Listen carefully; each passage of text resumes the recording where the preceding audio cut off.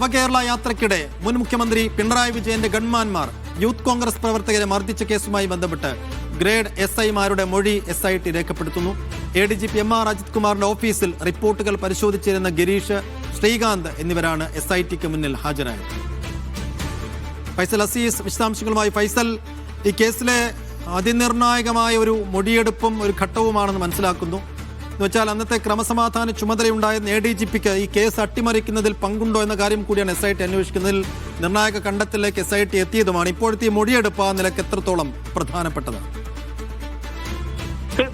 തീർച്ചയായും വളരെ പ്രധാനപ്പെട്ട ഒരു മൊഴിയെടുപ്പ് തന്നെയാണ് ഇത്.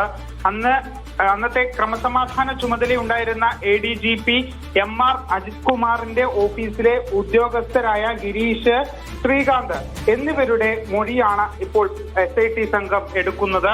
അതായത് ഇവരോട് ഇന്ന് ഹാജരാവാൻ വേണ്ടി നോട്ടീസ് നൽകിയിരുന്നു. അതിൽ പ്രകാരമാണ് ഇവർ ഇന്ന് ഹാജരാവുന്നതും മൊഴിയെടുക്കുന്നതും.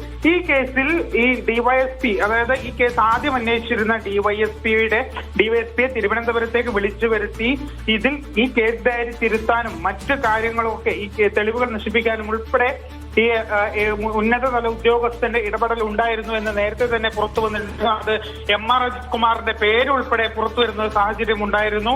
ഇതിന്റെ അടിസ്ഥാനത്തിലാണ് SIT ഇന്നലെ റിപ്പോർട്ട് സമർപ്പിച്ചതിലും ഈ ഉന്നത ഉദ്യോഗസ്ഥന്റെ പങ്ക് വ്യക്തമാകുന്ന രീതിയിൽ തന്നെയാണ് ആ റിപ്പോർട്ട് സമർപ്പിച്ചത്.